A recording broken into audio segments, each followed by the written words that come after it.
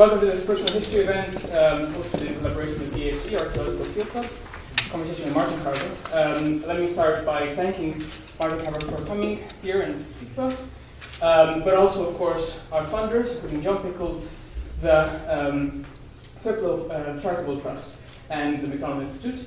And I am also, before starting, and of course, the Pamela Jane Smith and the Personal Histories Committee. And also should say that we're filming this event and that the fire exits are that one and that one. Martin Carver has excavated a number of sites across Britain, Europe, and North Africa, including Sutton Hoo. He has been editor of Antiquity since 2003. He has taught at University of York and has written extensively on the subject of field archaeology. The way we'll work now is he will give us a quick presentation, and then we will have a conversation with him. So hopefully some of you have questions. Hopefully questions will arise as the evening goes on.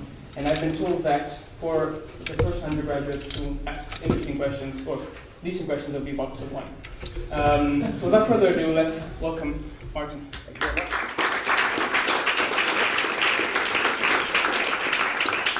That's lovely. Thank you very much, Enrico. Thank you very much, Pam and Jane, for the invitation. Thank you very much, all of you, for coming. I'm quite a fan of the Personal Histories Initiative, as you probably know, and very honoured to be one of its victims today. I just wanted to make a few comments about personal histories to start with. That'll be the kind of, that's about as serious as this is going to get. And then what I wanted to do was to sort of live through with you a few of the experiences of my life. And every now and again I'm going to stop for what I'll call a moral pause. And in that pause, I'll try and come out with something which might make you want to ask a question. I'm reliably informed. I thought if anyone asked a question got a bottle of wine. It's probably the first person that breaks the ice. Okay, so personal histories, it's a wonderful idea. And I, being a guest here, must not criticise it, but you wouldn't want me to not say what I think ought to be on the agenda of personal histories. And Pamela Jane knows what I'm going to say, but I'm just going to say it anyway. I want to give you two quotes, which I think will be germane to this very short discussion. The first one you will know extremely well, because it occurs in Stuart Piggott's book, Ancient Europe, published in 1965. It's a marvellous book, and one of the most, I think, the most agreeable books to be placed in the hands of a young person who might think about doing archaeology. Anyway, in the first few pages, he tries to explain what his ground rules are for presenting us with the prehistory of Europe. And he goes through the usual things about how you define the Bronze Age and so on. And then he asks himself the question, but surely, as an author, am I not also imprisoned by my own preconceptions, my own background? And then he gives you a few choice observations, and then mentions that he says something like, few have faced this problem with the honesty of Osbert Lancaster, who says, my criteria, political, architectural and scenic, remain firmly Anglo-Saxon, and the standards of judgment are always those of an Anglian graduate of Oxford with a taste for architecture turned cartoonist approaching middle age and living in Kensington. Piggott says, similar acts of self-revelation would greatly contribute to our understanding of historical scholarship. So this really is the first statement about reflexivity in archaeology. And since then, it's become practically an industry, and fast forward 40 years, I've just edited and had agreed by the author, Ewan Campbell, an article that will appear in Antiquity next June, which was co-written by a psychologist called Rob Leiper. And together they've written an article which tries to analyse why people do archaeology. They've decided this is the next step, is to dig into the archaeologists and see what you come up with. Now, Ewan Campbell, I must say, I think you'll enjoy this particular article. It's got a lot about sex in it. It's got a lot about the basic feeling that a human has for the earth. And in fact, Hugh Campbell has decided that the reason he does excavation is because he's looking for his mother, which could be interpreted in various ways. And the psychologist says that Ewan is more Freudian than Freud. And I think that's a fair comment, actually. But he does set us an agenda. Okay, and this is the last time I'm going to read you anything. Despite this focus on the individual, there has been relatively little discussion of archaeologists' own motivations about their subject. What is the attraction of archaeology for us? Why do we want to do what we do? And why do we choose our particular fields of research? Somehow, this is taken for granted, or subsumed, sublimated, I think would be the better word, in an intellectual discussion of the importance of the past. We've been keen to critique other archaeologists' past interpretations and to contextualise their biases, historical, social, sexual, etc. But there seems to be a little reflection, self-reflection. All right, well, in that case, let's start now. And I am here on a mission of self-revelation. Don't worry, it's perfectly suitable for the children. I'm going to, if you click on your... I believe that the things that we ought to look at about ourselves are, first of all, our family, then our early lives, and then the experiences that we've had in doing various kinds of work, and then try and draw morals from that right at the end. Well, there's my family. You might notice a theme there. So, top left is Percy Hubbard, otherwise known as Hobo, inventor of Hobo's funnies. Basically, he was a tank designer and invented Mulberry Harbour and a few other things, flame-throwing tanks, bridge-building tanks, etc., etc. And he's the brother of Betty, who's in the middle there, Betty Hubbard, who's an artist, was a member of the Bloomsbury set, who married Waldo, top right-hand corner there, who is my grandfather, and was killed at Gallipoli. His brother, Basil, was killed on the Somme.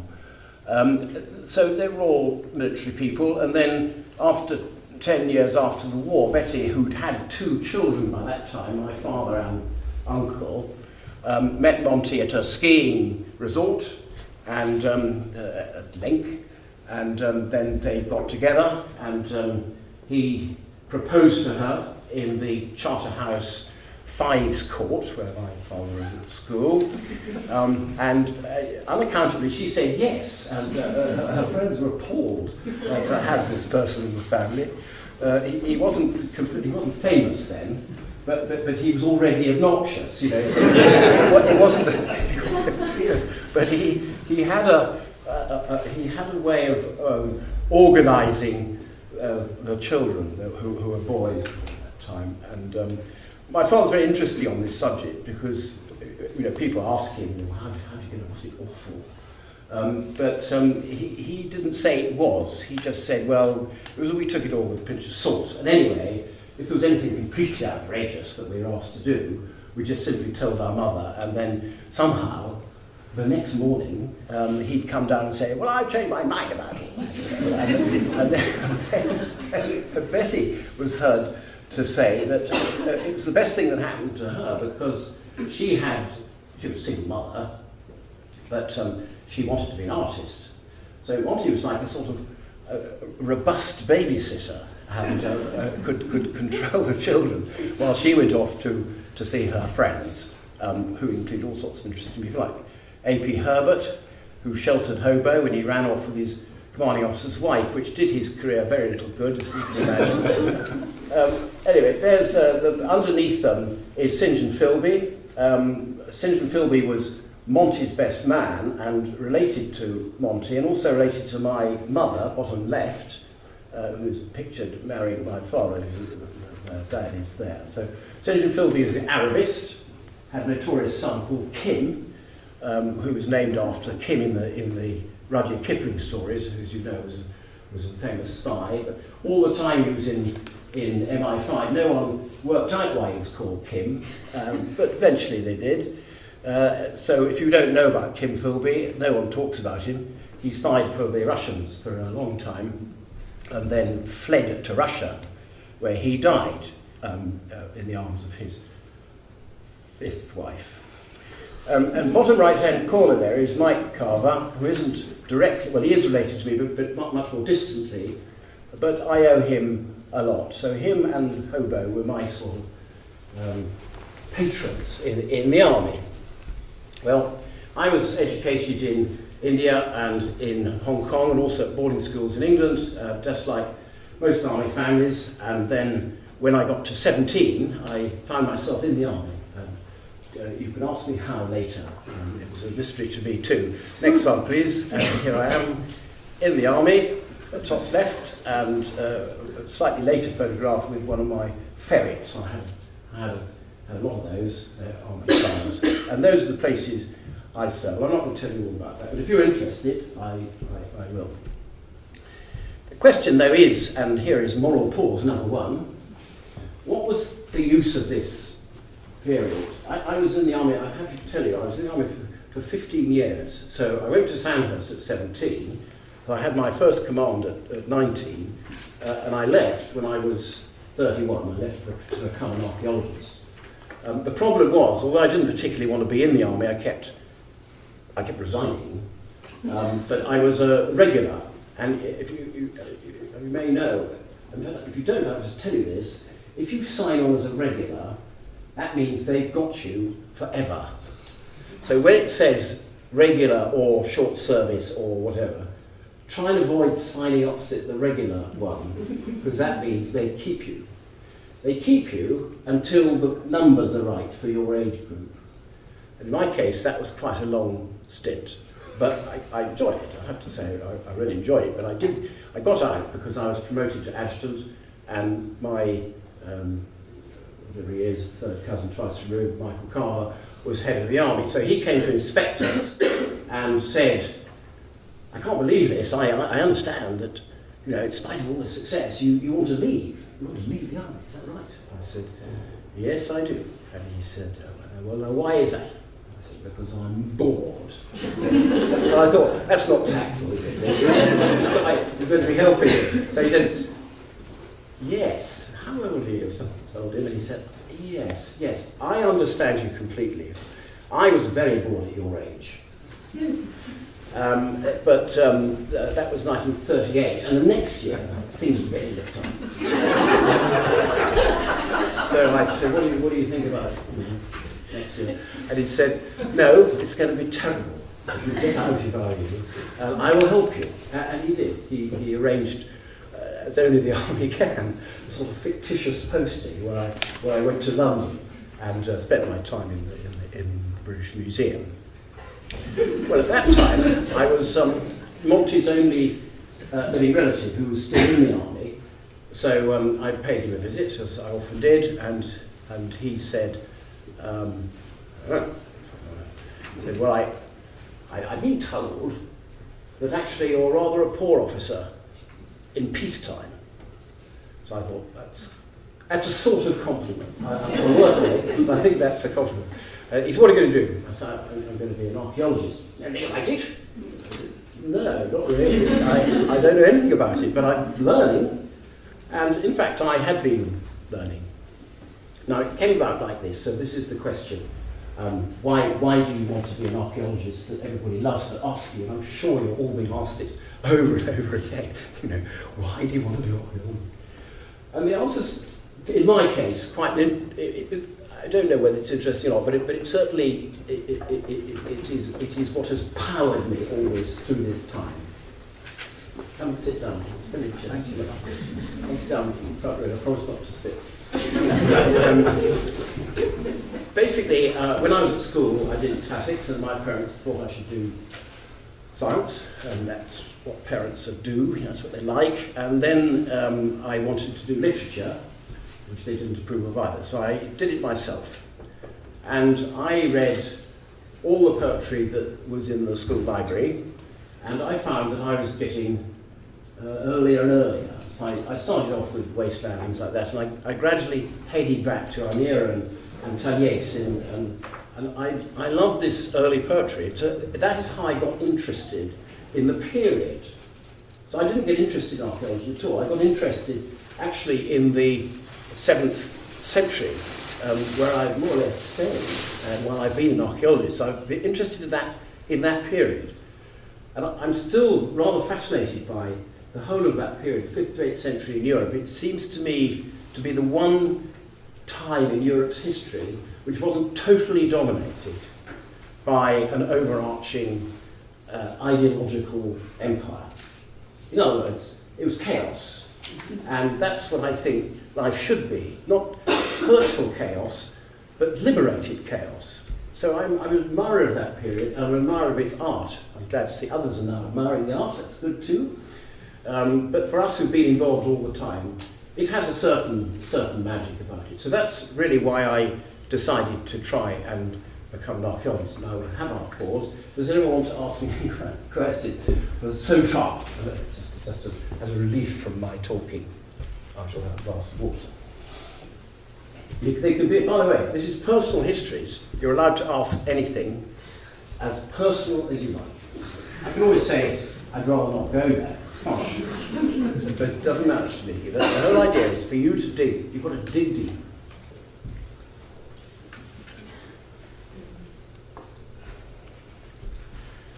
Well, in that case, I'll... yes, sorry, I beg your pardon. Oh, sorry. Hi, wait, I'm so sorry. Yes, so it's going to be recorded. We're all kind of media lovies here, you know. I'm like researching how archaeology was used in schools. So I was wondering, you said you came to it through literature and classics? Classics, yeah. Was there any kind of extracurricular life at your school that inspired you to get involved in archaeology or through history lessons or anything like that? No, absolutely zero. Okay. Absolutely zero. Our extra activities were combined cadet force, that was the chief one, marching up and down, and in the case of the RAF, mending a glider, that had been in school for about 20 years.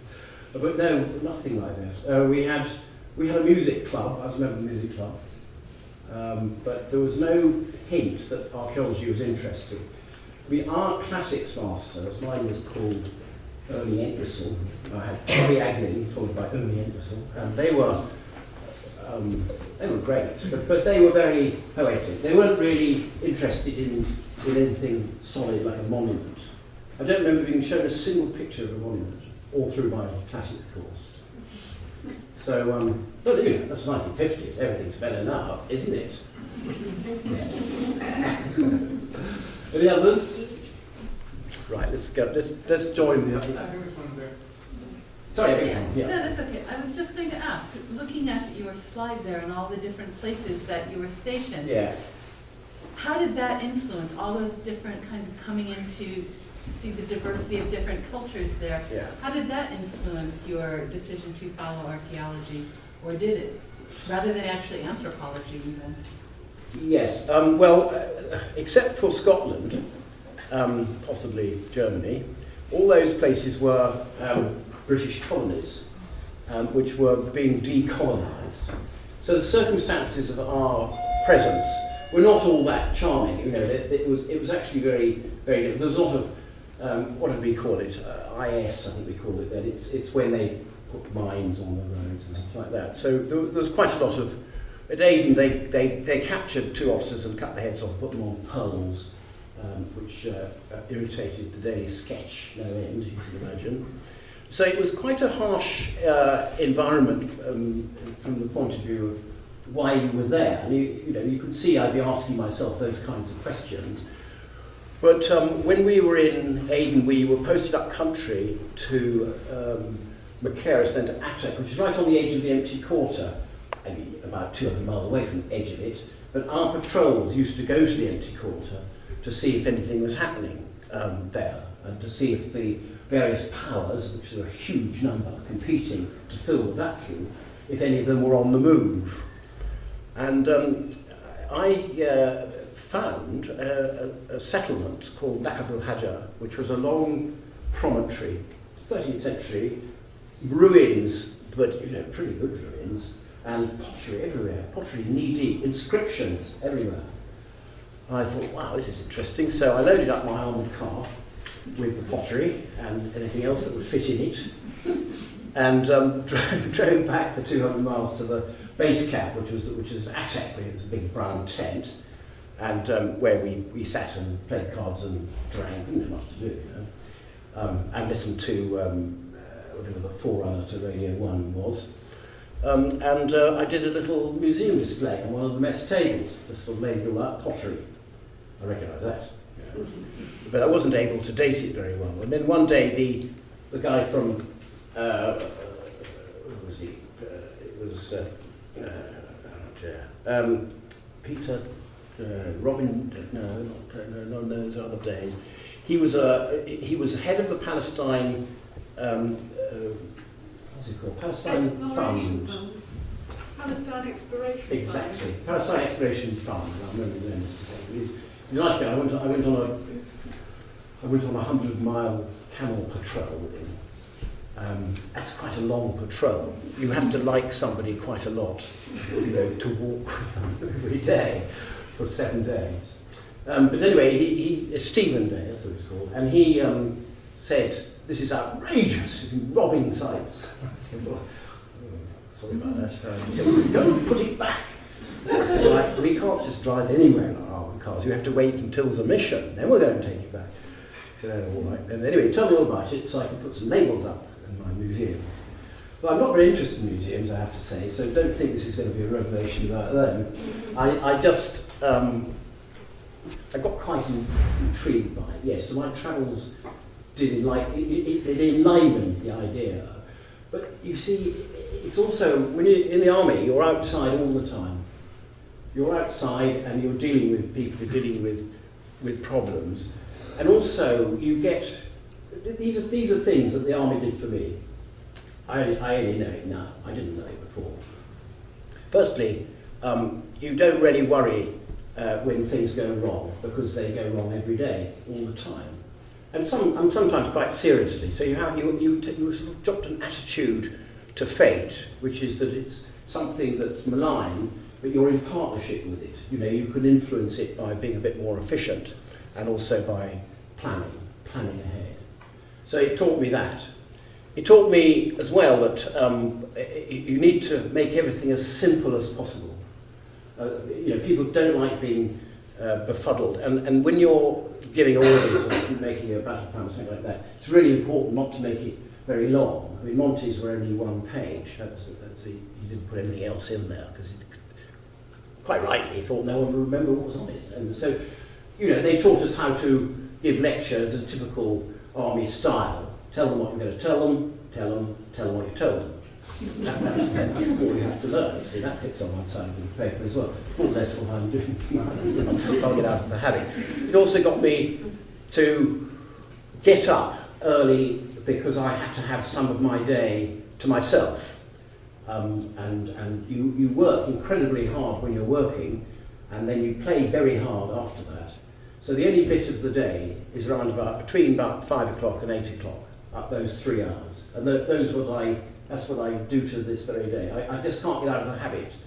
And I do all my best work between 5 o'clock and 8 o'clock, and then the rest, it doesn't matter what happens the rest of the day. I've got something in the bank, you see. And during that time, I learnt about the Picts, who I was led to by my interest in poetry, and I found a book in the cellar military library just next door to Bergen-Belsen. That's where we were stationed. And that book was F.T. Wainwright's Problem of the Picts. And it had lots of stamps all over it. And I said to the librarian, "Oh, I really love this book, I borrowed it." So I really love this book. Can I keep it? And he said, "Well, not really, but do you want to buy it? $15 to you." So I said, "Well, yeah, please." So I bought it, and I've still got the same military library copy from Problem of the Picts, much fingered since. So those things were important. Learning how to get 8 people on the site on a cold morning and make them work. I mean, this is what I found when I joined archaeology. Archaeologists are smashing people. I mean, they knew enormous amounts. They could quote strings of pottery names about the Neolithic. But when it came to organising digs, they were real rubbish. It was all kind of, oh yes, well I've got a few bits of string and a bottle of wine, and does anyone want to come? And we're going right up to the top of this hill. Lovely people. Are you going to dig anything? Yes. Well, think about that when we get there. So I thought that the military training did come in handy, and of course they also trained us. They also trained us to plan battles.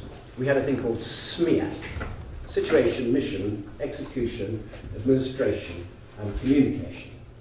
And we had to write plans along those lines. And if you look very carefully, you'll see nearly all my project designs follow that scheme.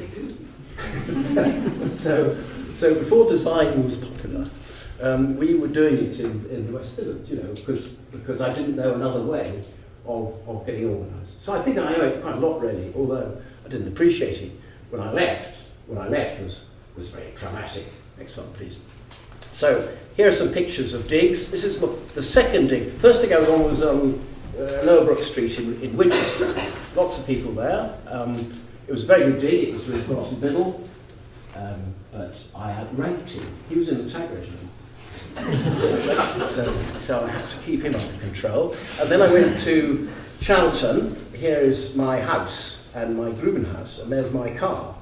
So this was in the 1970s. There's a glamorous site supervisor, top left. You may know her. She went on to a distinguished career in Cambridge. Charlton was a lovely site to dig. As a first site, it was absolutely superb. It was real children's archaeology. It was just you took the top off and then you brushed it. And it was black against white, sprayed to make it a bit more black. Lovely site. However, it isn't published. So a second moral pause. This site was dug in 1971 to 73. It's now 2012. This site is probably one of the, well, it's not the most important Anglo-Saxon village, but it's one of the few that's been totally excavated. It's a terrific site, and it hasn't been published. The people responsible are the University of Southampton. Name them, shame them. There are other sites I feel strongly about as well, mostly ones of the 7th century. Next one, please. So then I went to Durham to work with Rosemary Cram. I pedalled myself around I was really shy. I mean, don't imagine you're shy. You don't know what shy means. I was really, really, really shy. I had no idea that these people who were in universities, were not only normal. I mean, some of them were total plonkers. I had no idea. I thought they were all gods, imbued with huge brains. The only thing that was holding up was their brain couldn't quite fit through the door. But actually. So I met Charles Thomas, I met people in young London, and then they all sent me to Rosemary Cramp. And I loved her. I love her still. She's an amazing woman. Now here's a woman who is a professor. She hasn't just not lost her humanity, she's gained more humanity as time goes on. She's become less ambitious. The more rewards you give her, the less ambitious she becomes. And the more concerned she is. She's concerned about every amateur archaeologist, that ever staggered out of Sadler Street looking for some volunteer work. And she still is. That's the amazing thing about her. So she's a lovely person to meet. I did a course. I don't have a degree in archaeology, but then Stuart Piggott didn't either. Bradley doesn't have a degree in archaeology, but at least he has a degree. I have a science degree of the Royal Military College of Science in Shrivenham. They sent me on posting there. I applied to be a Russian interpreter, and they sent me to do a degree in chemistry. So I changed that. I did chemistry and maths. You have to do two subjects. I did chemistry and maths because those departments were next to the golf course. So you see, I was always a very serious student, and that's all I have. But then I got a diploma here with Rosemary, a diploma in Anglo-Saxon Studies. So I don't have any qualifications in archaeology. However, it didn't stop me digging. The site there is on Sadler Street. It's where University College, is it called? College, I think it's called. Anyway, castle, that's the University College premises. They were going to rebuild them. The Department of Archaeology was asked if it would like to do a dig, and it starting with the professor, no, next one, no, John Casey, no, okay, right down to the lowest of the low. In other words, somebody doing a diploma in archaeology. And I said, oh yeah, too right, I'll have a go. And so I went there and did a dig, and it was fabulous. It was one of those lucky strikes, it was a sandwich of anaerobic clay with a 10th century Anglo-Saxon settlement with preserved wattlework. Probably the most exciting moment of my life was that we'd taken off this, it was a cellar of a theatre. It was the basement of the theatre. Took off the bricks. As soon as the bricks came off, there was this smell like an airing cupboard. And there was sand there, so it just started to trowel the sand away and little black spots, brown spots in it. Powerful smell of airing cupboard, still more scraping. And then I couldn't think what this was, but it was becoming very mottled. And so during one break, I thought we must try and find out how we're going to do what it is and how we're going to deal with it. So I did a little bit of a dibble round one of the spots, and as it went down, it got harder and more tangled. Eventually, it turned into a post with wattlework going either side of it. Absolutely amazing. The wattlework was so fresh that it had this little silvery flakes on the outside, which was still on. So then we knew we had something a bit special. Then the department turned up, started to make sound noises because they weren't doing it. Offered to take over. They were invited not to do that. And I think there might be another picture of this. Yes, that's me, see? There I am. I'm wearing my Michael Caine glasses and Michael Caine hat. And there's Madeleine smoking on site, which is absolutely outrageous. I think I should be wearing that next one. I'll keep that. Okay, so now to York. That's me again on the left then. You won't get any more pictures of me, thank goodness.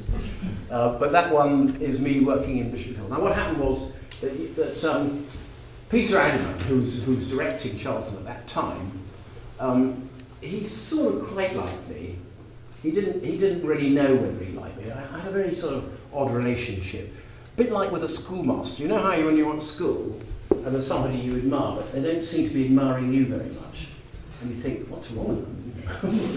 Why can't they see what an interesting person I am? Anyway, so that was a bit like that. So I think he was just being a bit Yorkshire.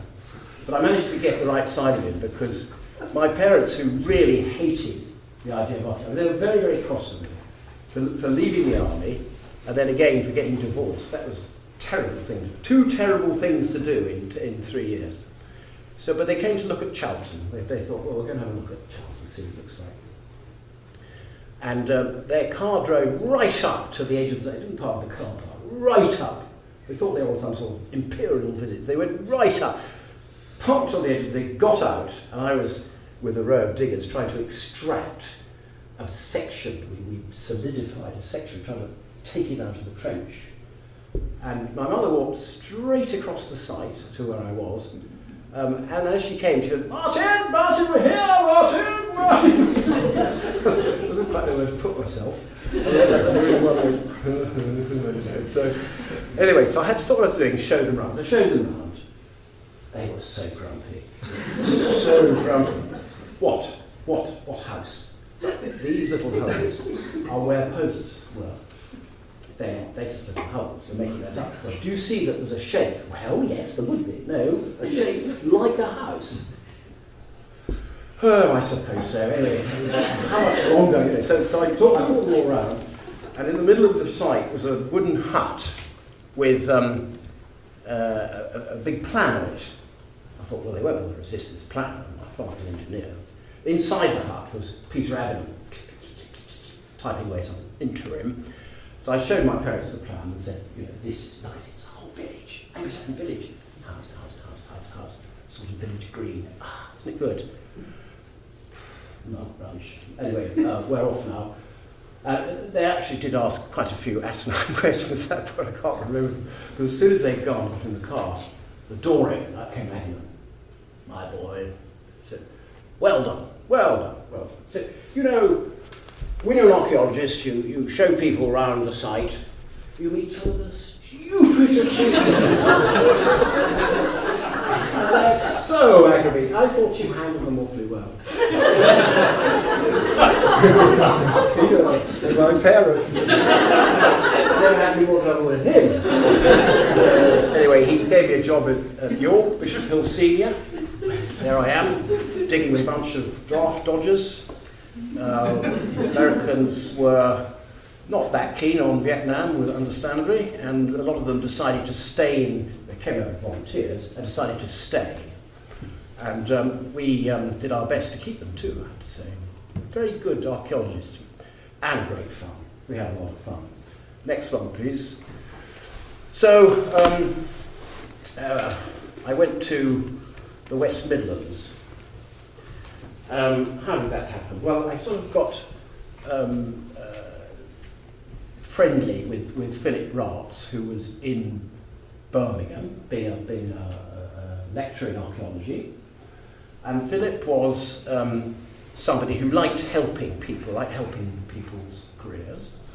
And so he said, come and work with us in the West Midlands. I did, really. It was very informal. They had some theory, well, a bit more than that everyone was alerted now to the idea that sites were being destroyed. Rescue had been invented, I think 1973 or 4, something like that. And there was the mood was aggressive because there wasn't any money, you see. You had to kind of make the money happen. And you did it in two ways. One was to bring pressure on what was then the Department of Environment, or these historic buildings, they call HBMC, and then they gave you bits. And the other was to do employment schemes.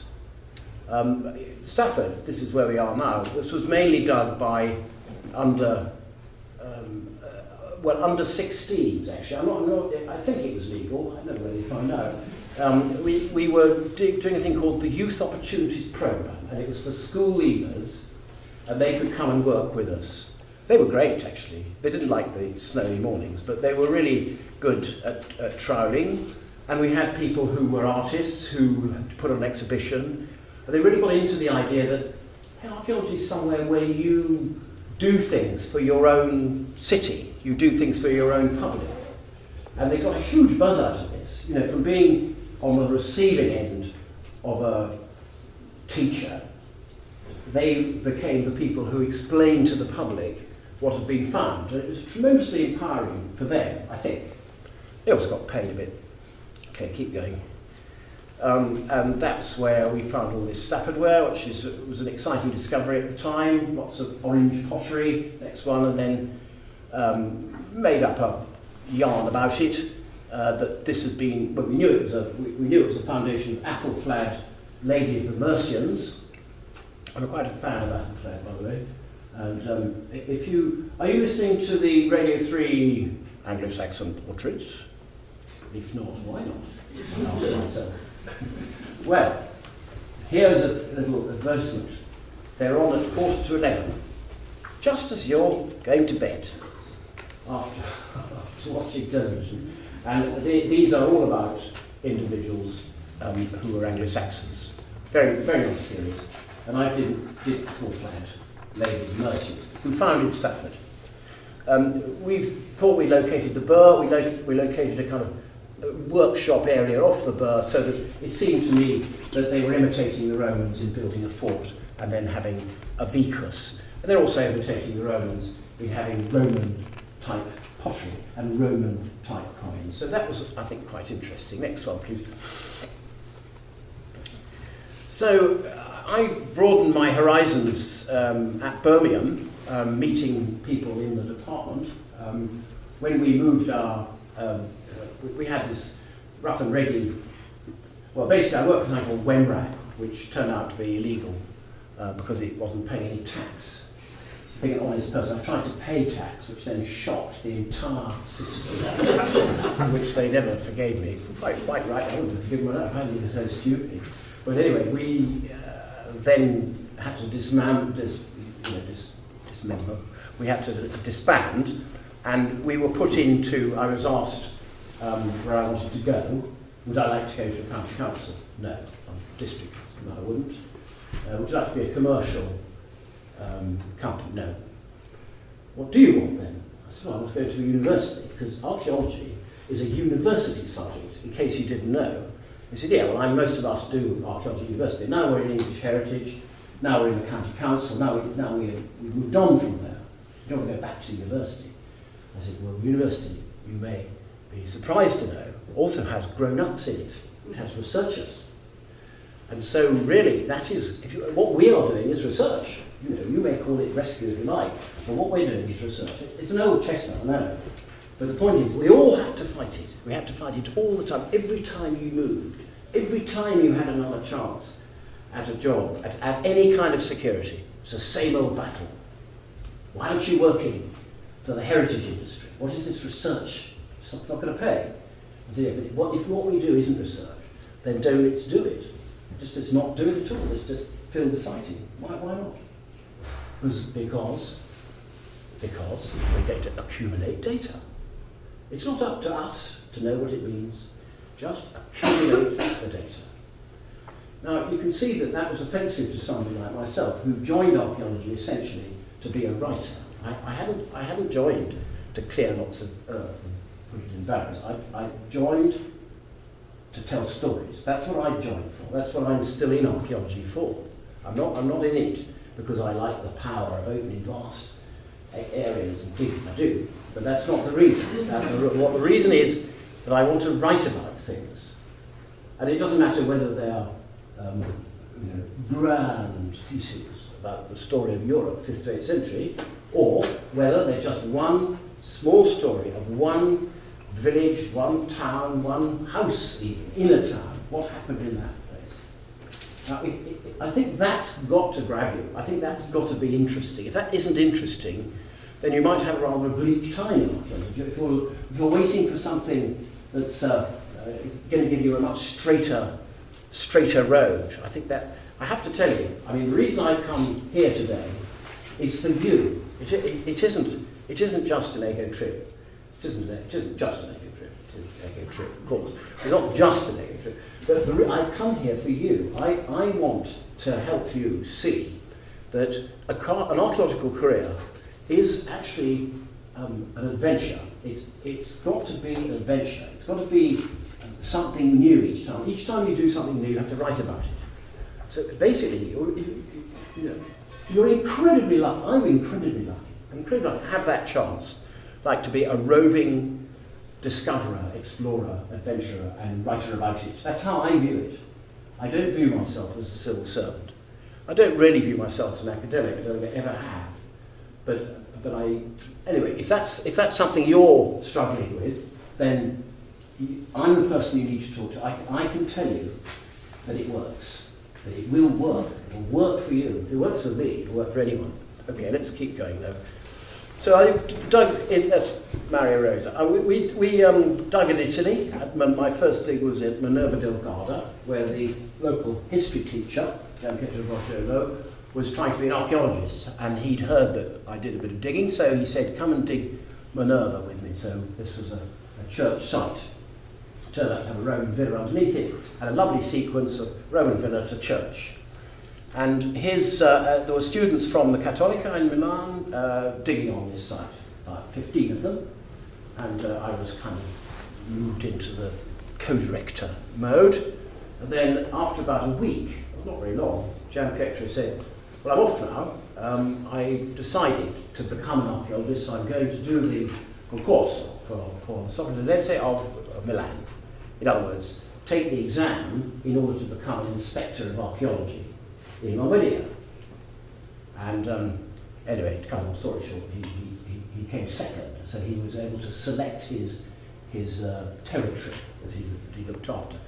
But that took 4 weeks, so in the meantime I was excavating, learned Italian quite fast, and cazzuola, cagliola, so on, all the terms you need. Wonderful, next one please. And after that I went to France and did some evaluation work in France with the French government. The French government paid me, and I drove all around France with Madeleine in her deux chevaux. We went to 40 different towns and walked about them, looked at their museums, worked out what had happened, where the big digs had been, and what the deposits were like underneath. So then I made a kind of Michelin guide of deposits, archaeological deposits under your streets. French were, I wouldn't say impressed, they didn't do that, but they were pleased, I think. Next one. So we're back to Italy for Castle Seprio. Here we are, Castle Seprio, at Santa Maria. This was a really amazing, is an amazing place, because when the rest of Europe was being de-urbanized in the 5th, 6th century, they founded this town right up in the Prealps, on this lovely place. If you've travelled into Varese province, go and have a look at it. Smashing, absolutely smashing place. So this was a wonderful excavation in a very, very exciting site. I did get a taste for doing something that wasn't rescue at Castle Seprio. Next one. And then went to Algeria. I'm just showing you various teams here, so just you get I'm hoping this will give a feeling of association, thinking that could be me. Not that it could, because that's years ago. So you know what I mean. And here we were with the Algerian Agence, that's to say, the equivalent of English Heritage, and CNEC, which was the equivalent of the CNRS, and also the Museum Centre. So we had 3 institutions. This was 1993, and it wasn't a good time to be in Algeria. The reason I went was because they rang up my department and said, would you like to do some work in Algeria? And if so, what? I said, I'd very much like to do something on early Islamic settlements in Algeria. I'd particularly like to know what the early Islamic town looks like in the Maghreb. That was my research prompt.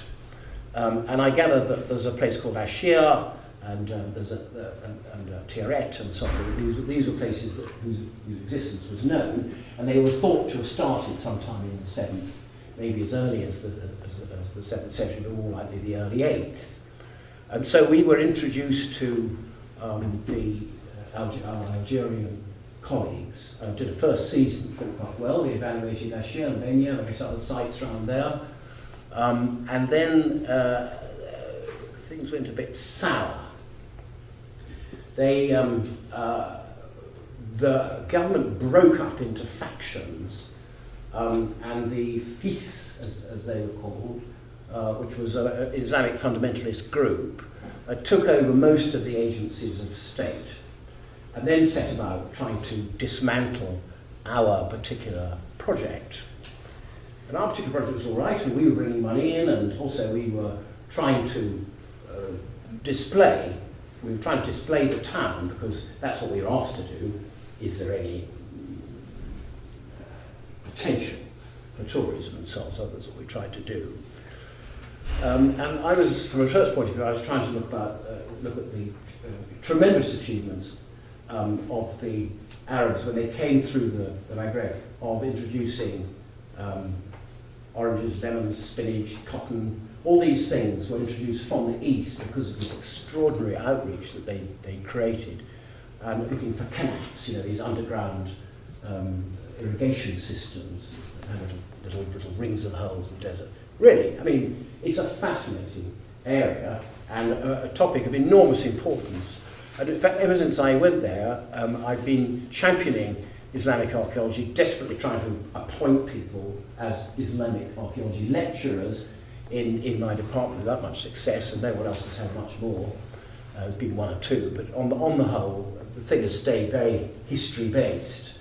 But the archaeology is fabulous, and all the discussions you hear about Dark Age economics and so on, all of them pay lip service to the Arab East, and yet it's the biggest power in the 8th, 9th and 10th century. It's the biggest power in Europe. It's the most influential power in Europe. So it does strike me as being very odd, but there's a little drum to beat. Next one. So there's Benya on the left, and that's the kind of, on the right is a kind of little sketch plan showing you the kind of things we were, with others, trying to work out. Unfortunately, in 1993 they published a big article in the Arab newspaper about my excavation, saying that it was being conducted by a spy who'd come to look at the nuclear installations on the Haut Plateau. Now, newspapers shouldn't do that. They shouldn't say, this spy is looking for our hidden nuclear installation. It's not good enough. And moreover, they're looking in the right place. That's not right. So it was all a bit strange. I didn't look, but they certainly had the odd, Haman there, but I don't know. But anyway, it was all a bit unfortunate, and the French newspapers then took it up. Les fouilles maudites, dig of doom. And explained that the Dig of Doom was a suspect director thought to have actually been in military service, probably still in military service, is known to be related to a prominent Russian spy. I think the odds were stacked, that's what I think. I went to see the ambassador, the English ambassador, and said, I'm a British citizen, help. He said, yes, well, we are talking about a possible meeting. I said, who? Well, with one of the assistant deputy secretaries of the embassy. So I said, but why can't they talk to the foreign minister? Tell them to call off the bloodhounds. Well, they didn't, and I had a meeting, which we had to go down to in winter, Kashia. We went for a meeting on the site, covered in snow, and I grew a big beard, and Jamal Sweeney, my co-director, said, what are you doing? Growing that huge beard? And somebody else said, it's because of it's because you have to kiss every man you meet 3 times. They thought I was growing a beard just to make the experience slightly less unpleasant. It wasn't true, I just happened to decide to grow a beard. But anyway, it was the wrong thing to do. Because all the fundamentalists, they all had these big beards. He said, we're going to be stopped at every roadblock. Oh, isn't there any tears? Anyway, we went down there, and we had a debate with the Spanish, because we were still trying to get a project. You know how archaeologists are always at least 3 years behind current affairs, because they're too busy reading about the 7th century to read about the 21st.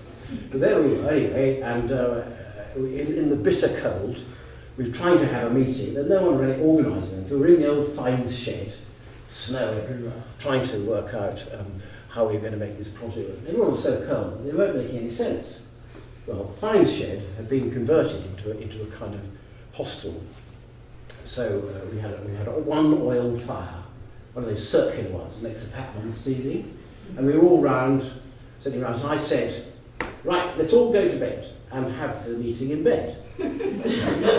When everyone worked out what I'd said, we all got into different beds and lay in the bed looking at the ceiling, relaxing. And the conversation then took place. Well, it's a good method. Because what happens is that the people who are not following or don't mind fall asleep first. So you gradually lose the meeting until there are just 2 people who want to come to an agreement. And we did. So we got that done, yeah, that's the minutes. So we signed the minutes, we made an agreement, etc. Brilliant. Unfortunately, though, we were foiled because I was more or less told to get out of the country. As quickly as possible, and I did. And I haven't been back, but I would definitely get back. Magical place. Next one. Okay, so then Sutton Hoo, here we are, Sutton Hoo. This is where I had a chance to try out my project design ideas, and I had a chance because we had a fantastic trust, wonderful trust, who said, it's fine, we had to say what we were going to do before we were interviewed. It's the law now. But then it was quite good, it was quite a good idea. It wasn't just the old system of Professor so-and-so ringing up their ex-student saying, write down a cracker. They didn't say that, they said that we had to put a submission in, and that had to say what we were going to do. So I was thrilled to bits because this looked much more like a real grown-up business And so we devised a project design which had in it 3 years deciding what to do. 3 years. It's enough. It's not too much. It isn't too much. It annoyed the BBC a bit because they said, what are we going to film for 3 years? I said, you'll get every gadget that has ever existed. You know. He said, well, no, because this is... what's it called, that programme they did then? Not Horizon. Chronicle, that's right. This is Chronicle. Can't have too much science, except underwater. But I mean, no, find something. I said, no, definitely not going to find anything. I'm just going to work out what the site, how the site's composed. So that's what all this stuff was. Next one. And then we opened up a north. So we've done nearly a hectare at Sutton Hoo, but it was done rationally, I like to tell you. I won't go into detail, read about all this. There we are. Troweling Mound 7, you can see the big robber trench through the middle of it. Next one, here we are having fun, nice group of diggers. We had a manpower services scheme as well, actually, but mainly it was students and commercial, my friends in the commercial sector. So I'd done about 12 years in the commercial sector before I started Sutton Hoo, but I did it commercially. I did it as a business proposition. Must be quite an early example of a research project being done like a commercial project as a business proposition. So we had people who came on holiday, from the stressful life of a member of the Wessex unit or whatever. They'd come and dig with us. There were lots of students, we had students from abroad. So it was a lovely party because people came from all over the place, got to know each other, remained undying friends and so on. Next one, please. And here's the media at work. I'm an archaeologist and my personal history is all about archaeology, so I don't do media, I don't do science. I'm trying to keep it about archaeology because I think that's what personal history is about archaeology should be about. There we had a huge amount of dealings with different bits of the media, the sort of things that people do, go in the back of the car, learn your lines, you're on location, tour countries, etc., etc. Very interesting. We did some nice programmes. Next one, please. And there's David Attenborough with the Sutton Hoo Research Trust, which he was a member. That is the moment at which we stopped digging and became people writing up the site. Really, really good. Next one. As part of the Sutton Hoo in filming, we went to film this Viking replica. You've probably seen this before, but this is a Viking replica ship that was built in Hero Fjord, and really beautiful. It was a model of the Oseberg ship. And although most of it was let's have fun with a Viking ship, there was a serious question, which was, can a Viking ship tack?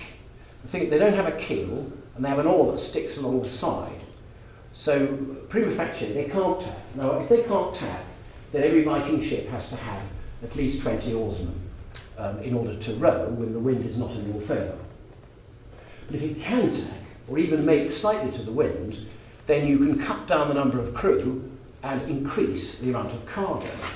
And that marks the change from a ship that is just transporting the basic treasure to a ship that could be used, let's say, commercially. So it's a really big moment, and the thing is, we weren't sure whether they knew how to tack or not.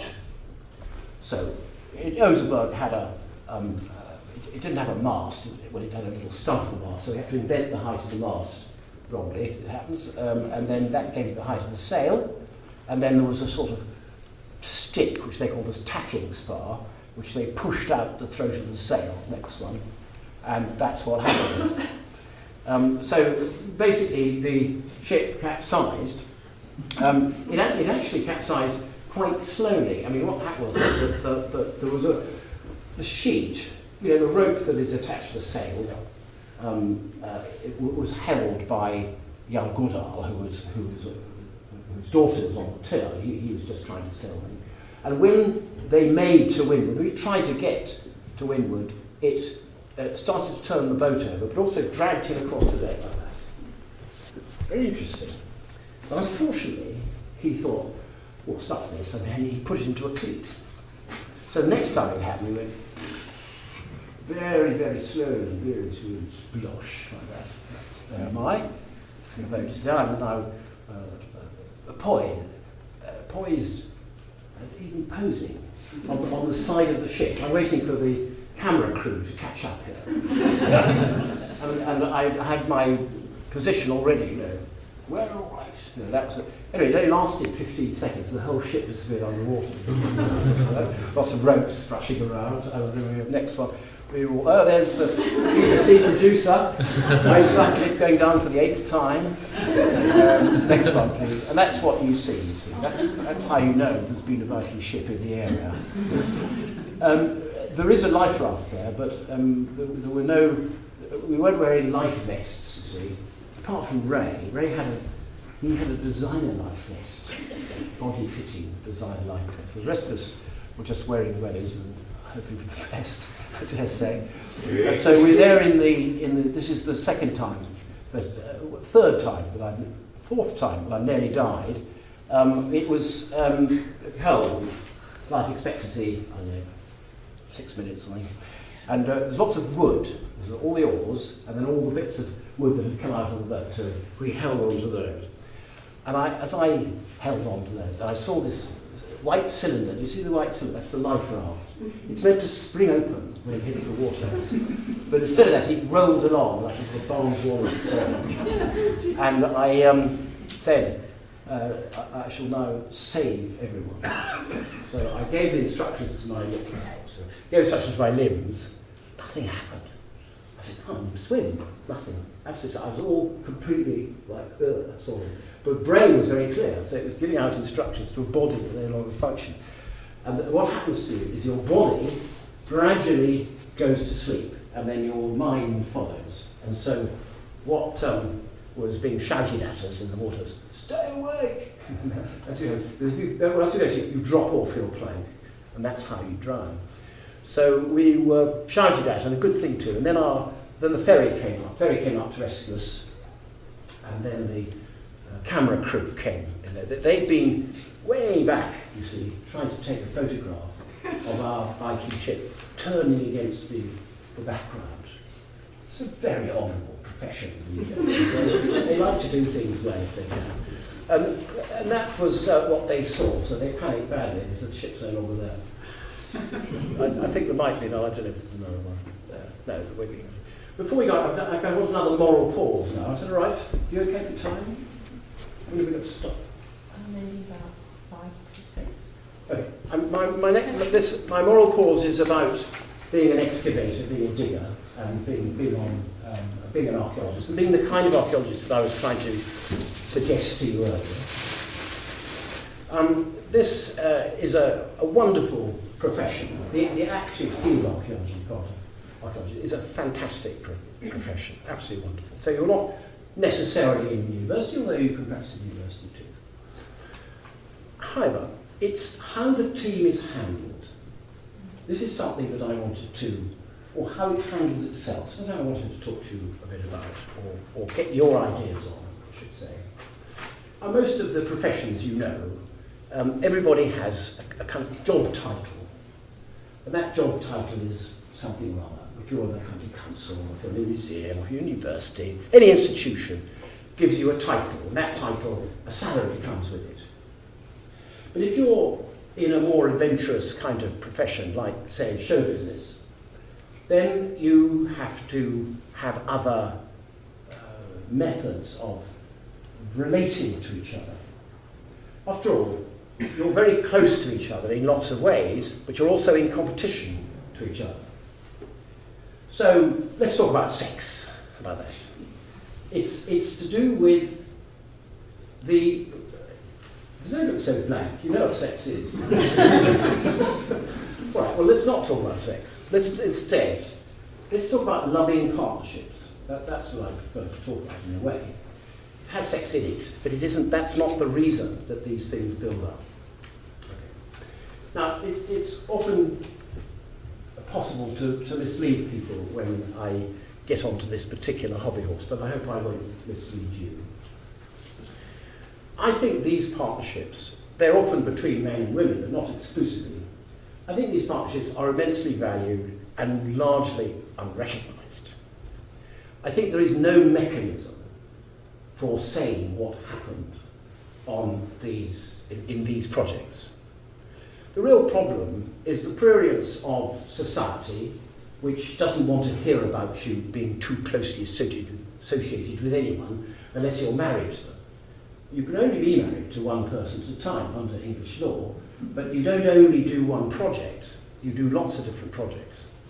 Now, the way it happens is that when you start a new search in archaeology, when you start a new adventure, when you start a new pursuit of new people under the ground who you don't know, you do that often in a new country or a new part of the same country. And it very often happens that you team up with somebody who is equally passionate about what you're doing. They may not even be passionate about you, but they're passionate about what they're doing. And that makes one of these loving partnerships. And they are priceless. They're really important, I think, to our subject. Okay, maybe not important to science, maybe not important to other kinds of profession, but to our subject they are very important. And if you study the history of archaeology, you will often find that where there is a name, there's another name. And that other name hasn't been mentioned. That other name is not mentioned, sometimes at all.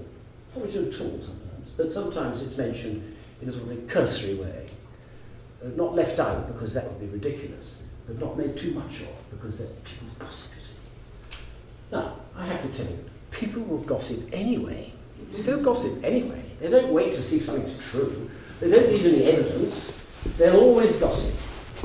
And it's painful if you hear about gossip. I know about that. I know about it. And I know that you know about it because Facebook is famous for doing this. But I think if you could somehow rise above that idea of gossip, but still respect the person with whom you've had a very close relationship and you're involved together in a project, then it will be rewarding for archaeology, it will be rewarding for the public, it will be rewarding for the new readership, it will happen. But the reward has to be mentioned somehow. Now you'll say, oh, I'm sure we've progressed beyond all that, everything is fine now. Okay? I hope you will tell me that. That's the end of my moral pause. Now it's your chance to say what you think about relationships between people working on research programs in archaeology and whether you think that there is enough acknowledgement of all the people who were involved, and if not, what can we do about it?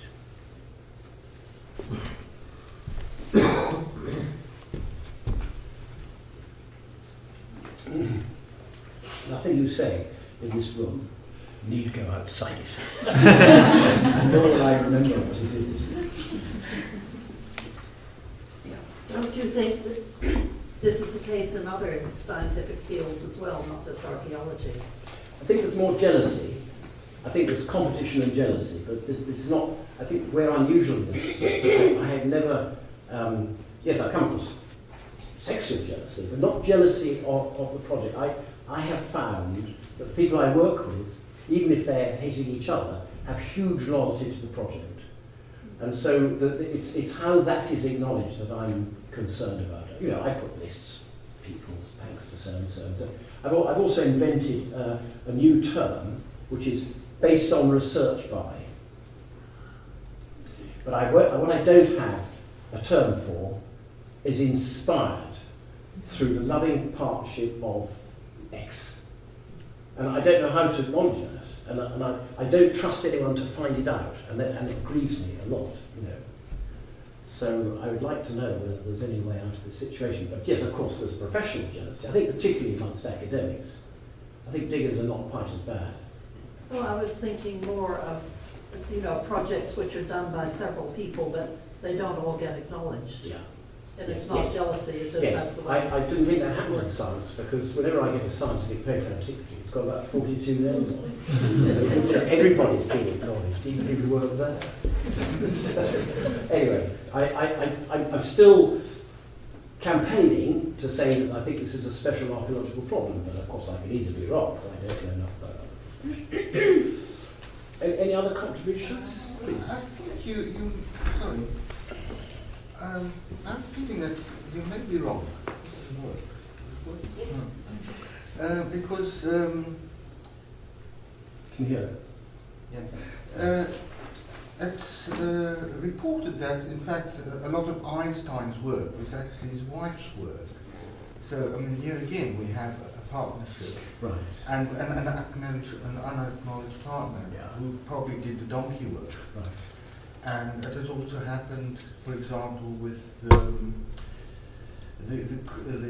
Crick and Watson story. Well, I don't think there was a partnership, but there was a lady that did a lot of the donkey work. But again, it goes largely unacknowledged. So I don't feel this is entirely a matter just of archaeology. Okay, well, I'm wrong about that, but let's say, what should we do about it? What can be done? Other than changing people's malicious minds, yes, please. Isn't it part of the story that you want to tell as part of any publication that you write? It is absolutely part of the story I want to tell. I think that if I, the nearest analogy I can think of, just move slightly to one side. The nearest analogy I can think of is not actually, a passionate relationship, as in, say, possession. I think that was actually quite a good study of two people who were in love with each other, but even more in love with what they were in pursuit of. I thought that was really nice. I think my analogy would be children's stories, where the boy and the girl set off together to do something together. And it's not just that they're good company for each other. It's not just they have different strengths. In the stories, they actually see different things. And I think that's true of archaeology too. What we're trying to do, we're trying to peer in the ground. We've got a lot of post holes and bits and pieces and pottery and stuff. But what we're trying to do is imagine what happened there. And no human being has all the imagination that is possible. And particularly, there is a difference in what men and women see when they're trying to see imaginatively. I've worked with a number of different women and found them to be actually better at practical field work, as well as having much higher standards of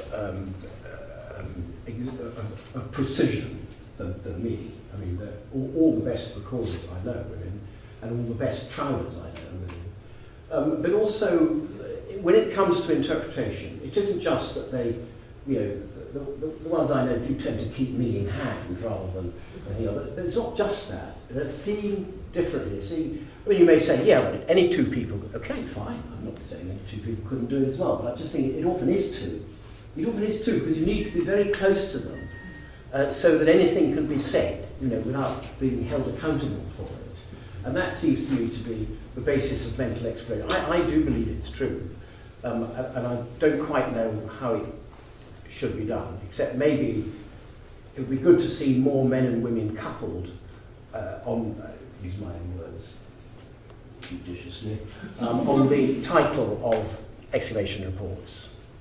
And it would be good if the people who read them didn't say, oh, I didn't realise they were going together. That would just be a bit restful if that wasn't the immediate assumption, even if it's true. Do you see what I mean? Anybody else want to help me dig a deeper hole? Yes, please do, yes. Because what you've been saying all through, because I suppose we're similar age, has reflected a lot of my time. And I've certainly experienced what you're saying about working with somebody on a project, and you get that tightness, if you like. Yeah. But it has to be made clear that that's what's happening. I know this is what you're arguing, because the contra to that is what happened in places like Italy. And I hope there's no Italian professors here, but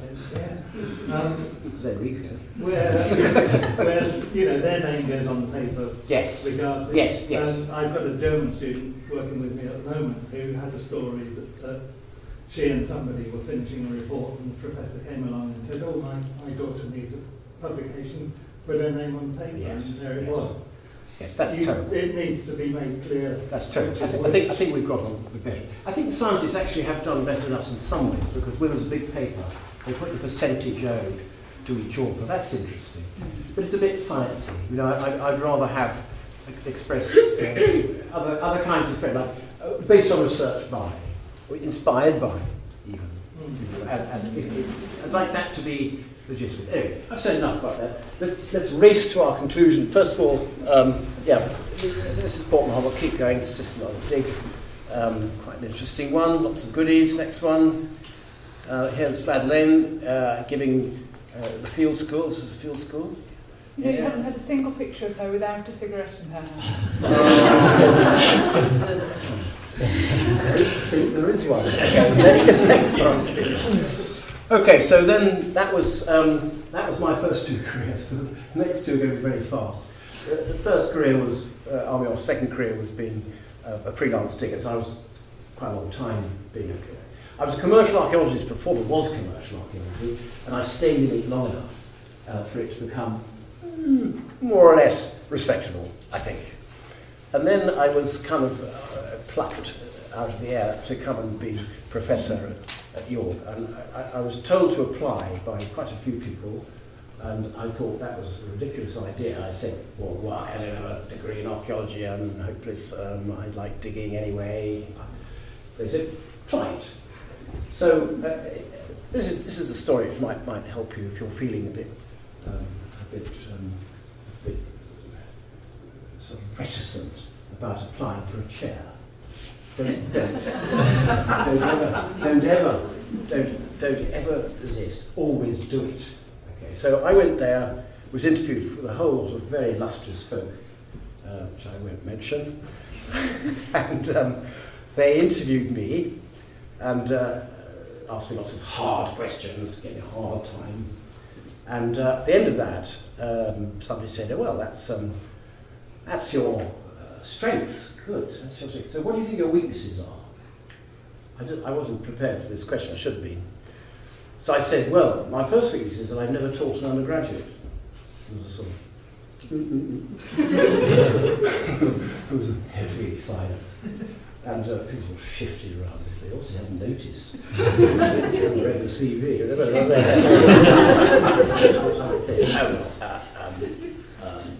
Have you? Yes, I see. But you must have marked essays. I said, no, I've never marked. No, I haven't. I was just about to say, actually, I don't have an archaeology degree. I don't really know much about archaeology. I thought, well, we're going to lay it on the trial. And then somebody said, oh, I'm sure we'll soon pick it up. Somebody who wasn't an archaeologist, pick it up. That's what we think of your subject. Anybody could teach it, which may be true. But anyway, I did think that I'd been a bit of a fool. And the rest of the interview went really quite badly. I remember walking out of Hesington Hall, where the Vice Chancellor, and standing by the bus stop to get a bus to the train, you know. I was really literally kicking myself. Couldn't you have thought something better to say? What are your weaknesses? Oh, I keep giving my money to charity. I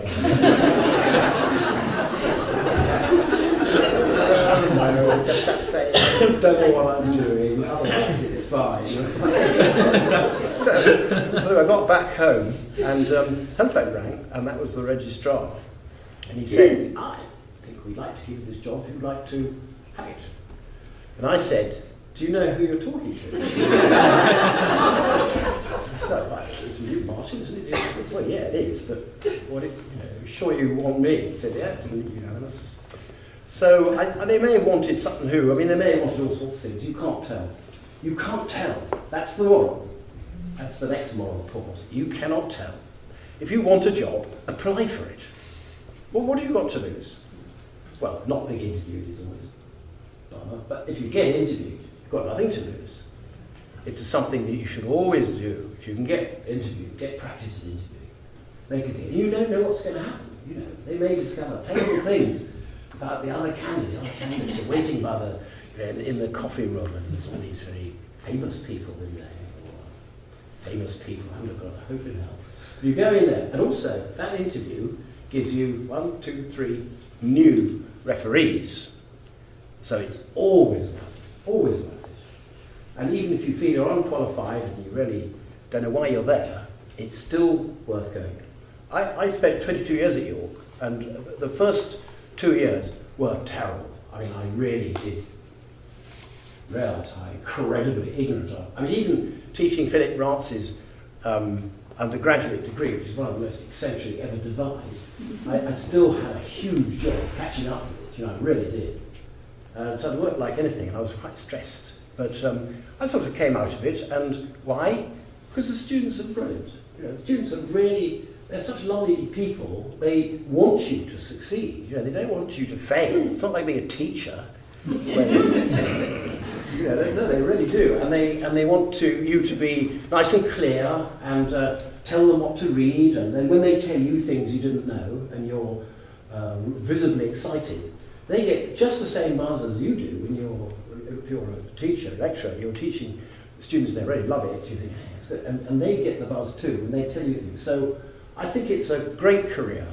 I say this because a lot of my best students my most best students, and my own daughter have decided that universities are bad places to work, and they have got a bit of a bad reputation, In the last 10 years, they've got a bad reputation. They've got a reputation of being dead fussy, micromanagement, all the things that you wanted to do as a researcher and a lecturer.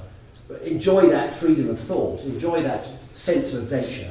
That's all been exposed, and it's really hard now. It's really hard to have that same, okay, maybe we're a bit irresponsible, I don't know, but it was fun. When I started off in the early 80s, late 80s, it was really, really good fun. This department, I moved the department from Micklegate to Kingsman, on the right, where it is now, and next one, that's where antiquity ended up. So my fourth career was as an editor and writer, and that's what I do now. So I started out in Charlton in 1971 talking to Peter Addiman, and he said, how do you want to be an archaeologist? And I said, I don't. I want to be a writer, and I've wanted to be a writer since I was 16. And I don't care what I write. I don't care novels, poems, I do all this stuff anyway. I don't know if anyone wants to publish it. I don't really feel they're good enough, so I'm not selling them off. But that's what I write about. I've loved reading archaeology. To me, it's lovely to read. You said, oh, well, except excavation reports. I said, no. I love excavation reports too. I mean, I'm half a scientist and half a literary person, so that's why I like excavation reports. I mean, not all of them, but I find them a good read. So it's been quite a long haul. So between, when I was 16 and now I'm 71, so that's quite a lot of years to wait until you finally get a chance to fulfill your ambition. And I think I now have. I've got a couple more pictures here just to sign off with. Next one. Researching towns and doing archaeology in a design-driven way. That's what I love doing. Next one. And looking at that 5th to 8th century period, that same period whose poetry I used to read and which drew me first to the subject. I still do that. So for me it's been a fantastic adventure, and I have to say I've been awfully lucky. Thank you so much for sharing it with me.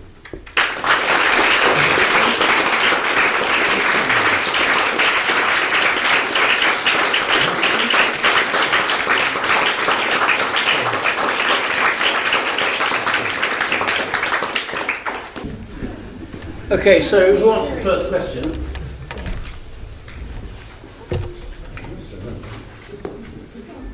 You do. You asked the first question? Oh, you're going to ask a question now. Do you think the museum as it's set in at the moment best tells the story of the life? Oh, yeah, what an interesting question. Yes. Not entirely, but I like it. I think it's what I would have liked more of. I'll tell you what they did. They started with the things that they think people are most attracted by, which essentially is gold, boats, and sudden death. So they've got the boat, and they've got the chamber, and they've got the corpses of the hanged people, and they're all up front. And then only later do you get a mention of how this was discovered. And Angus Swainwright did a beautiful display, lots of books, or Statter, who is absolutely brilliant, and that shows all the things that have been written. So it gives you the idea that there's a lot of thinking going on behind the side. But other than that, I was a bit disappointed we didn't get much prehistory, because we did a lot of work on the early part of the site. I liked a story like, the little piece of England. That's what I was trying to convince them, that the shipbuilding is important. But, the Pernod advertisement, remember that, where there's, they have to put up a Pernod poster. Chap comes on a bike and ferry, and he starts putting the poster up, and he tries to spend the whole day doing this. So the little group of children go past, and then somebody comes back with a baguette, and then some nuns go past, and then, so the whole day things pass this small bit of France. And I like that model. I think it's not a very distinguished piece of England, but it's a very normal piece of England. It's got fields, it's got woods, it's got a river. It's pretty, and I did feel there was a really good story to tell about what happened there, as though that was a theatre, do you see what I mean? And that its use for a very short period, well, what did you say? I suppose about 590 to 675, something like that. Very short period as this massive cemetery with a huge investment, and then it's used for another 100, 200 years as a place of execution. It's that contrast I think is interesting from the Bronze Age, Iron Age, Roman. That's, I wish they'd done that. But on the other hand, did you like it? I think it's good at showing the bit about the ship, but as you said, there's not much other context there. Is it true of many museums that they want to show you things and glamorise the things, yes, rather than tell a story? Yes, no doubt. Is that something? Now it's everything. There's look at our museum here. Yeah. It's the things now, Yeah. not the story, not dates. You cannot say dates; they are boring. Yeah, but isn't that because it's trying to be a global museum? You can't tell the story of the whole world. Why not? Oh, well, that's a very good attitude. I like that attitude. Yes, why not? Why not? Yeah, you can tell our story, for Yeah, example. exactly. That museum should tell the story of everybody that for 100 years Yeah. was in this house and is still is and is not. You go there, you don't understand Yeah. anything about anybody that is doing anything now. Yeah, yes, I was a bit baffled, I must say, yes. So if you, we seem to have a bit of a mood building here, that actually it's not such a bad idea to sell public a story rather than selling them just, glamorous finds or glamorous events. I mean, it's perhaps something that the media could learn from. The public is is not stupid. The public, in fact, wants answers, wants questions. They want. They come here. They want to know something. They want to learn. Yes. It's unfortunately something. It's not something with this country. I can tell you. I'm Portuguese. It's all over the world. It's an invasion that they are not interested in this. You don't tell these things, and it's the opposite. And that's why you have the success that you have in certain channels. The Discovery and all that, because people want to learn. But isn't there a place for having a thing which gives you an emotional response that you can't put into words? Words are not everything. And sometimes you're faced with an object or a site or a piece of wattle that no one's seen for 1,000 years. And unless we're very talented poets, we can't put that necessarily into words. And there is space for the emotional response to something, and not necessarily the intellectual response. And sometimes all you want to do is look at an object. I once went into Lincoln Cathedral and started analysing it with a friend, and he said, "Shut up! I just want to Emote. Experience it." Yes, and that is valid. We sometimes forget that. I don't think I would necessarily forget that, but I would maintain that the emotion has to come from the mental context, because finding a piece of wattle in your living room is quite irritating. But if you know you're in an early period, then I think you're already slightly hyped up. You're all ready to feel something about I am in the discovering phase. I'm like I've gone into a cave. Almost everything in the cave is exciting because it's not an ordinary situation. Museums are very ordinary situations. I would agree with you if we could look for these finds, and if we were given a backstory to start with, saying, you know, it is believed that the Anglo-Saxons were in Cambridge, but nobody's found them. Now, let's go down this tunnel and see whether we can tell a story using objects. Then I think you'd get a lot more reaction. But I'm afraid I think it's, you know, as you're saying, it's not just museums though. I think it's in everything. There is still, you know, the report writing of the commercial sector is still it's still inflicted by data gathering. It's still the idea that we have to present everything, we have to measure it, we have to show it, we have to do our table, we have to do all that. I do it too. But the thing is that isn't really what is going to count in the end. I know this is a bit heretical, but I really don't think that. I think if we all lived for 3,000 years and dug every site in Britain, we'd still know just as little if we weren't making it up, you see. I know you're horrified, but I think what happens to people who explore is that they get the basis of the information and then make that information into a story. And if it won't go in a story, then it's really not worth having. I'll give you another example, in case you think I've gone mad. Take fiction. Now, fiction is fiction, so a novel is fiction. And if it's got a good story, then you like it, at least I do. It's a good story if you believe it. You believe it if it's well researched. If it's well researched, then the things in it are real, the people are real, the objects are real.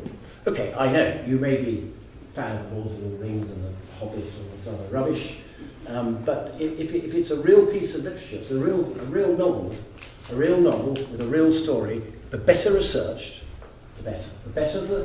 The better the truth, the better the fiction. So we don't have to go completely over the top and leave out all the data. But I think we have to ratchet up our act. If the world is going to pay us any attention, if we're going to start being listened to as archaeologists, as storytellers, not hand over to some media mug who's going to make us look stupid every single time they go on television. If we want to do it, want to win that respect, then we're going to have to learn how to tell our own stories and tell them. That's what I believe. And I think we start with museums. Absolutely.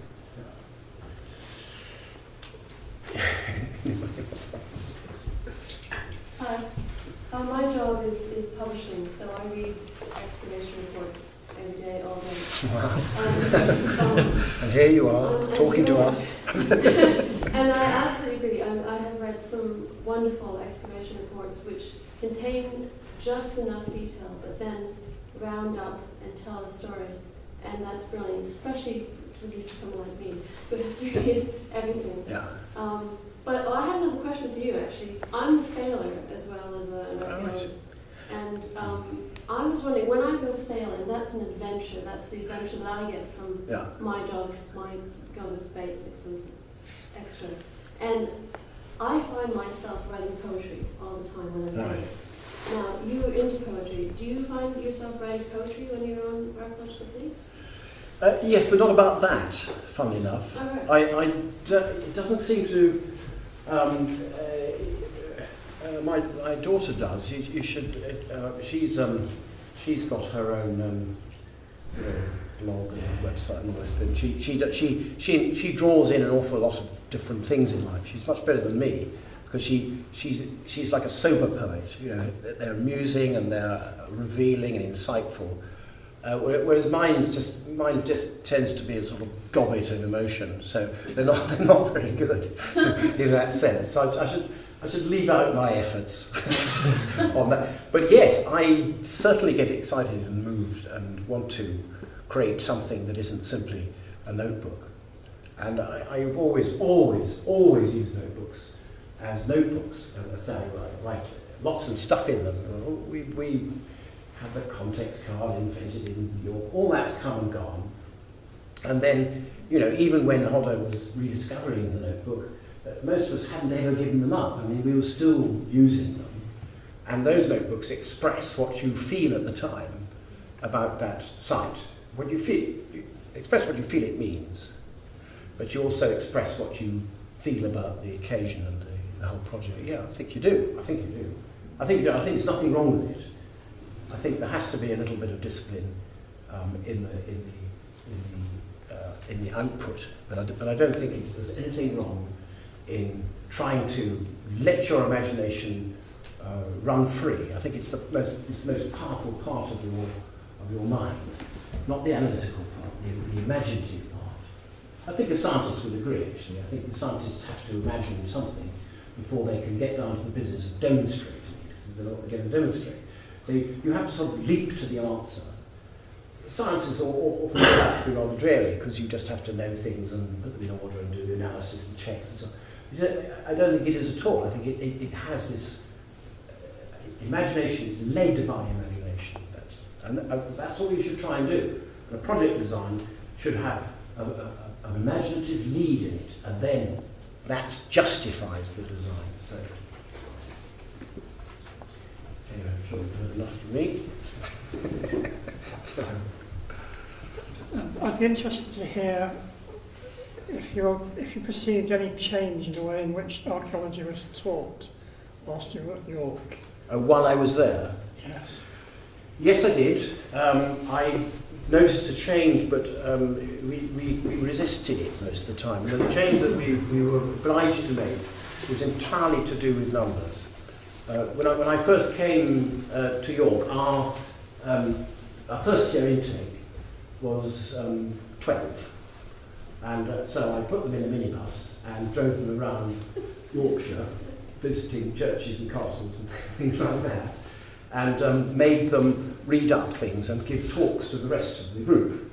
So that's what we did. And then we all our teaching was seminar-based, so we did some lectures, but very few. Most of it was the students did the teaching so that they would learn things like that. This was Philip Rach's course. This was the real contribution he made. I think it was absolutely excellent. At the same time, we introduced assessed lectures. So when you left as a third year, you gave a lecture to everybody else. And you also chaired a seminar, and that seminar, like the lecture, was filmed. This is going back to the 80s now. So we're advanced our time in that sense. And it was brilliant. It was, and the students loved it. And people used to say, well, your students they're strange people. They're so pleased with themselves. Not really. Well, they just stand up and say things at conferences. So I know, well, they have to do that from the day they arrive in York. We make them talk. They have to talk to the other people. Then when they get their friends responding well, then their confidence grows. So I think it's a lovely way of teaching. Now that was what we also did 9 weeks fieldwork, and so both summers were dedicated to fieldwork.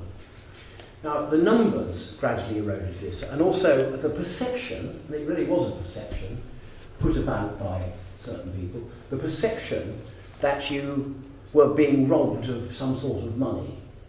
To start with, it was, you're having to go out in the summer, and you can't keep your flat, and that's terrible.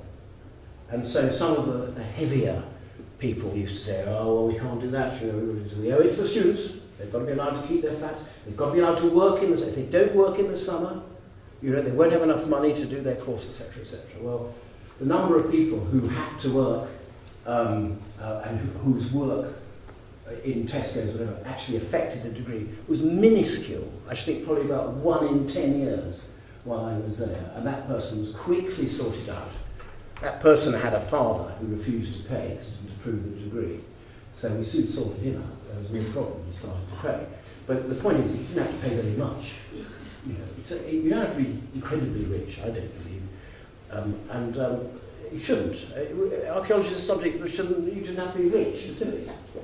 So I wasn't completely convinced that we weren't being pushed, by a kind of general air of politics. And of course it's got worse now with the £9,000 loan, because all the students think it is a loan. it's a grant that's repaid by tax. But it's very easy to put people off. Say, oh, you're going to leave in debt. And people don't want to be in debt. Well, get used to it. I've been in debt all my life. I've been in debt. You're in debt if you have a family. You'll be in debt, I tell you. And lots of people out there longing to lend you money. And it takes a long time to pay it back, but you sometimes manage it. And that's good. You have to keep working. So I'm going for the subject a bit here, but yes, your degree was, I think it was brilliant when I took it over from Philip, and then we kept the rest. We still do the assess seminar. But as the numbers got bigger, the field school problem got absolutely. Our first year intake is now 93. We recruit 1/4 of all the archaeology undergraduates in the UK come to York. And I don't ask me why, but they do, especially this place is underwater. But they do, and they like it. And most of them survive. I think our wasting rate is pretty average, same as everybody else's. So what are you going to do? You've got to put them in the minibus, so you've got to think of something. And we used to do the lecturers used to do lots of digging, then they started saying, well, we can't dig, there's no point in digging anyway. There's no point in doing a dig. A dig is not a piece of research that has respectability now. What we want to do is spend our summers writing theory papers so that we can be famous and get professorships. We're not going to get a professorship by excavating a site and finding utterly new things. Nobody's interested in that anymore. What they want is the same things said in obscure language. Just like Osbert Lancaster, who said it all, as far as I'm concerned. But anyway, that's what they want. And so the lecturers stopped digging, except me, but they all stopped digging. So there was nowhere to go and do a field school. We had to come and beg other opportunities from other people. As people stopped having to do a field school, we taught them in the summer term, but we just exposed them to it. You need about 3 hours on building recording, 3 hours on geophysics, 3 hours, etc. As they stopped doing that, so the soul started to leak out of the subject of archaeology. Archaeology became a different kind of subject where you simply theorise and then get some data and kind of, sprinkle it over the theory to see if the theory becomes more interesting. And there is a certain amount of narrative teaching, but there's an awful lot of touchy-feely, my life from tax and this kind of thing, how I view it. Okay, emotional things, yes, sure, but you don't have to teach emotion to human beings. They come ready packed with emotion. So what you need to teach them is something about the past and how it's organised, and make it memorable, make it exciting, make it fun, and there's no other way of doing that in archaeology than getting them out and digging. That's what you do, that's what we do. That's what makes archaeology not history. It's exactly what... So if you don't do that, then I think your degree suffers, and I think ours has, So, yeah.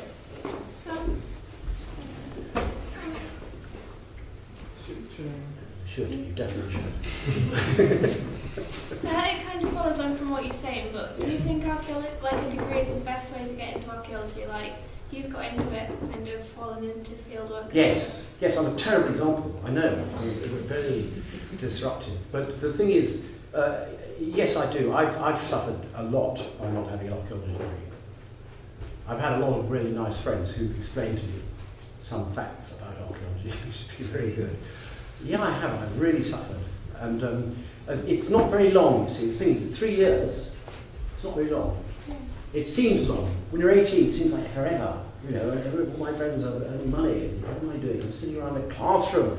I wanted to get away from the classroom. I had a gap year, it was over a flash, and I went to Peru, and then nothing. I was back in a bloody classroom. People are shouting at me, asking essays. I don't want essays. I want to get out there and do... Anyway, I completely relate to it. But on the other hand, I think stick it out for 3 years, because it isn't very long. And anyway, you may decide that you want to go the more cerebral route and do your 3 years and then do your MA. I think something that has happened actually, I was going to say, that's been really brilliant, has been the invention of the vocational MA. MAs in practical archaeology, building, recording, blah, blah, blah. There should be an MA in public design, that should be the next one, because that's where the professional skills are to be had. But I think, the camaraderie that's available in the commercial sector is tremendous. You have to move around a lot. Yeah, it's There are just, some like, I've spent about my last few summers, like, just doing field work. Excellent. Well done. Like, tagging on with other universities. But coming here, it seems to have kind of, I don't know, lost. Yes, it Lost it a little will. bit. You can't do everything at once. Yeah. You really can't.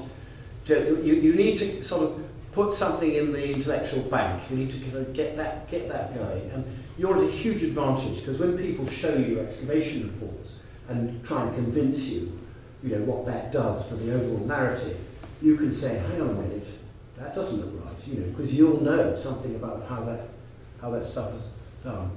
Maybe universities would be better bringing in more first-hand experience. If you can't spare the time, this seems to be the story everywhere you go, to release the students for extensive periods, then I think it should be perhaps.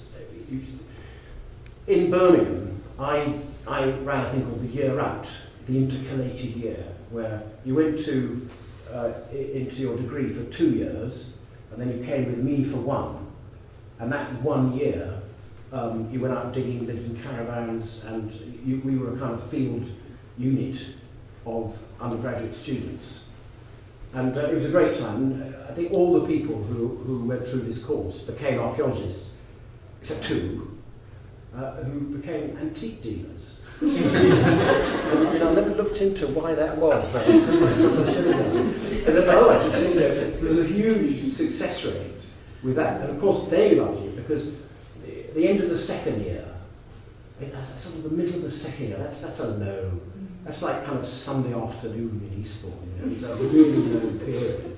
And you think, why am I doing this? Half the world is starving, half of them are shooting each other, I should be doing something really important. And I'm stuck in the Neolithic.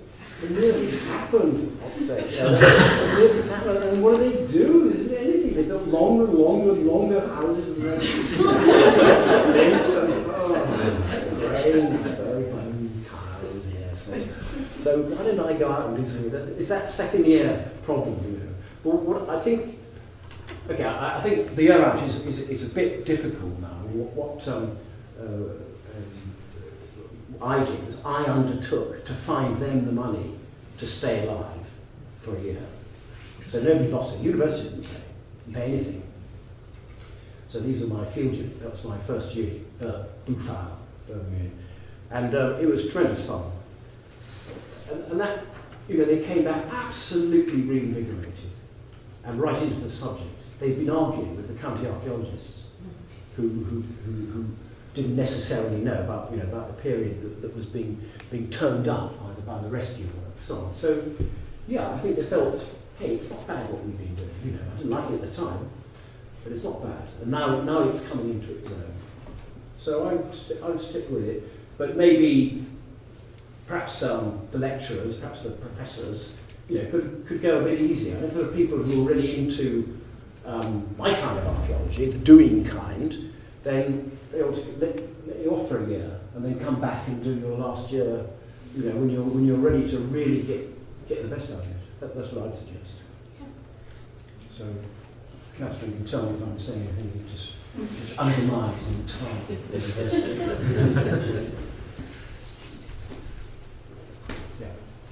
Cheers. You said a few times there that you don't really think of archaeology as a science.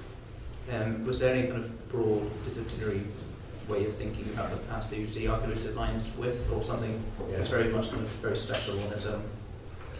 I don't think I meant to give that impression. I was more I was just trying to say that I think personal histories should be about archaeologists. That's my belief, rather than scientists, natural or unnatural. I'd rather have just concentrate on archaeology. Archaeology for me is it's a humanities pursuit, but it's on a scientific vehicle.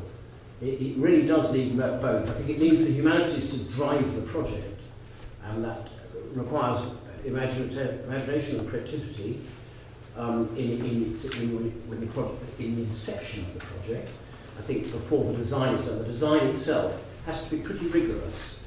Your best chances of it coming off is if it's designed with a strong scientific axis and with a strong basket of scientific technique. I mean, you can't do evaluation without knowing a lot about remote mapping. You know, and now on the excavation, for example, excavation has been absolutely revolutionised, I think, in the last few years. Not just the way that excavation is done, but the more that what we expect of it. I mean, people like Karen Millek, who's a Catherine student, has done a fantastically good piece of work on the Viking buildings for her PhD, using chemical mapping, geophysical mapping, so on the excavated side to work out what's happened. It's like there's a CSI archaeology developing out there. It hasn't really been noticed. I mean, I've been plugging away at it, but perhaps in the wrong place. You know, I think there really is a very exciting new form of archaeology going on. And I wish that was more in evidence, you know, on telly and so on. The Horizon was quite a good program. It used to deal with that kind of thing. So it's where it's at. And you must have those, and a scientific way of thinking. You know, that's what field research procedure is. It's a scientific way of working out what you can say, given a certain question, a certain terrain, a certain bundle of techniques. That's what it is. Now, that's not dissimilar to solving a scientific problem. So I think we are the perfect subject. We combine everything. Everything. You need to love the subject itself. You need to like doing archaeology. You need to love art, literature. You need to be friendly with science, very friendly with it, so that it's as interesting, just as interesting to you as, say, playing tennis. It's got its own logic, it's got its own fun attached to it. So it may be that our degree is too short. Maybe it should be lengthened, about 12 years, so you know, I know it's like you end up with only knowing a tiny bit about it, and now I know a tiny bit about it. Doesn't matter. You know, if you're doing English, you only know about bleak cows. You've done it 4 times. You know. So I think if you look on the right side, you know, it's a good degree. Cambridge degree is as good as any, and it's got a lot of interesting things in it. You have to get your practical experience, and you may have to do it yourself. That's all. Science is okay. Yes. Thank you very much, Martin. Drawing from that, where is archaeology leading, not only in terms of teaching archaeology, but also you mentioned CSI archaeology. Yeah. And based on your personal history and history of the scholarship and your previous experience, where do you think archaeology is heading at the moment in terms of what is the future of archaeology and what are the topical questions we have now? Where it is heading, or where I want it to. Well, that would be interesting. Wishful thinking answer, or the gloomy answer. Depends on your moods then. Yes, well, yes, to quote the old Australian saying, you know, optimism is an eye disease. I think on the whole, I have a lot more faith in the commercial sector than I do in the university sector. I think there's a lot better chance of the commercial sector becoming academic, than the academic sector embracing the full range in archaeology. I think the universities are being treated in such a childish way that they are being treated like children, and they're being micromanaged. And everybody knows this, everybody says it, but there's nothing anybody can do about it, because all successive governments, not just this one, successive governments believe it's their duty to get value for money from universities. And they don't quite understand how to do that. So they produce this ridiculous idea of giving money to the people who've already got money and stacking the universities up. Their aim is to only have 3 or 4 universities that do research, and all the others are going to become teaching universities. I should think, you know, within the next 5 years this is going to happen. So I am pretty depressed about the way the universities are not going, because I don't think they're going anywhere. I also think it's a shame that they've turned their back on the commercial sector. You know, that's a tremendous problem So all my life I've been trying to join these bits together, and really failing. I don't think I've got anywhere, frankly. I think it's got worse, actually. Maybe I should stop, and maybe it'll get better. I don't know. That's a big worry. If we're talking organisation, that's my worry. If we're talking about research, well, it's never been more exciting. I mean, my time at Antiquity, apart from being the best education you could possibly have in archaeology, so it made up for all my problems about not knowing anything. I had to know a lot of things about a lot of different places. And I loved it. It definitely is the best job around, you know, if you can get it, that job as editor. I think it's brilliant. And what it taught me was that everywhere in the world there are brilliant projects going on. They're not all the big ones. They're not all winners of ERC grants. In fact, some of those you don't hear about after they get the money, strangely. But there's a lot of very interesting work happening in Mongolia, Australia. There's a huge amount happening in rock art still going on, and they're always finding new things. In the periods, the origins of humanness is just as exciting a field as it's ever been. It's probably a more exciting field. Now that there's more and more primate archaeology, if I can call it that, I think we published our first paper on the archaeology of primates a few issues back. And so now the gap is closing, if you like, between ourselves and the other primates. I mean, not everybody likes this, but I think it's really exciting, really interesting, because it shows you which of your emotions, which of your tendencies, everything from war to child abuse is already in the primate sector, you know, and the more we find out about this, the more we will understand ourselves. So I think it's got a tremendous future. And going to the other end, I think the modern archaeology, that's beginning to take off. And if you're a bit sceptical about it, look at some of the cave art that's been found of the 19th and 20th century. Cave art done by colonials in Malaya, showing the British. They always draw the British the same way. The British stand like this and have a pipe. You know, and they draw ships. All these people standing like this with a pipe coming out. You know. There's cars. They're brilliant caricatures, absolutely amazing. And that kind of cave art, you know, I'm not so much talking about the Sex Pistols, I'm talking about the kind of cave art which is being done in an asymmetric situation. Very interesting. I think we've got loads to learn from that. Well, I could go on because there's just so much happening. But if you doubt me, look at Antiquity, look at the project gallery, particularly where things are just starting out, projects are just starting out. And do remember that if you want to have a career as a researcher, you don't necessarily want to be a lecturer. If you want a career as a researcher, watch out for those just starting out ones and say, I'm the person you need. I'm the person you need.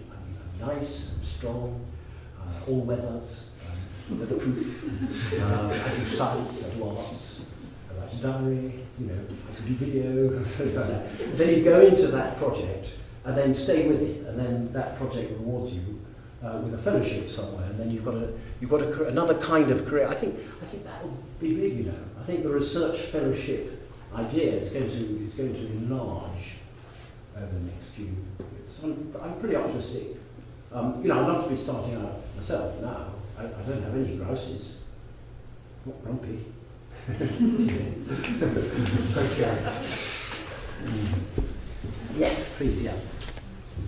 Well, I would like to ask you exactly about the commercial archaeology, because unfortunately around the world what we see today is that most of the archaeology is financed by big dams, big roads, big whatever. Sure. And the pressure that most of the archaeologists have around the world is enormous. Yeah. It's very different from this country. And often you find that you are put in a threat position. That you know, it's so. Is there a space for this kind of archaeology? What you think, by your experience, you could do, for example, to deal with a situation like that? Yeah, I think that we need to be empowered a bit more. I'm not sure where the new leaders are going to come from, whether it's the university sector, or maybe it's from politics. But at the moment, as we were saying in tea, our status is quite low in the public esteem. For example, you'd be better off championing a badger than you would championing a Bronze Age burial. And it's partly because badgers are, well, I think but it's because they occur in The Wind in the Willows, in the children's book. They're made out to be quite sort of thoughtful and so on. In The Wind in the Willows, they don't eat worms and infect cattle. So there's all a bit contrary. But anyway, that's what we fail to do. Our storytelling has been so poor, our fiction making has been so poor, that we haven't won the hearts of the people. Now the thing is that or maybe because we don't have organizations, like we don't have a Greenpeace, we don't manage to put ourselves together and manage to have somebody that represents all of us and can fight for us. That's true. I mean, there are two sorts of Europeans. One kind thinks that we need to get organised, and if there's enough of us and we've got connections, high-ranking connections, they'll listen to us. And I think that used to be true. I think it's still true in France. It may be true in Portugal too. It hasn't worked for a long time in Britain. You can call yourself the friends of the Bronze Age barrow if you're blue in the face, and nobody could care less. CBA doesn't do anything. We don't have any institutional champions anymore. If you go to something like the BM, which should be the senior institutional champion, they're busy trading on the international market. They don't care about us. They still have exhibits and so on, but their exhibitions are about abroad. That's what they do. And they've tumbled to it. They've realised that there's no point in sitting around waiting for the government to give you any money. No government. Our country, is stonking rich, but the government won't do anything which asks you to give your money to it so it can give it to someone else. So basically, you've got to forget about the government and go down one level and start appealing to people who could be helping. Now, to show that this could work, it did work once. It worked in 1973, when there was really nobody who could care less. We had no politicians, nothing. And what happened there was the war was conducted in on the streets of the towns, and we did it all through the local papers. We did a lot of, we told our stories through the local papers. Local papers then made a big fuss. The people of Stafford were horrified to hear that a medieval, what's that word? Kiln? Well, let's put something. Kitchen was being trashed, thanks to the action of some developer or other, and it always worked until it became official. As soon as the government took over and said, okay, well, there's not going to be a law about this, then everybody started to try and avoid the law. Before then, we'd won the moral ground. We'd won it. We really had won it. And I think that could come again, but it needs, you have to write for the newspaper. You need Matthew Paris. You need Caitlin Moran on your side. Then it will happen. But I don't think it will happen through the government. I think honestly, not in this country. Well, maybe Portugal. But sorry, guys. Can I just say that we only have like 1 minute left for video? So it's 2 to 3 minutes. 2 to 3 minutes. So perhaps we should. We can talk off the record. Yes, we can do that. But should we? But thank you for this. Absolutely. And if you want to join me in thanking Martin.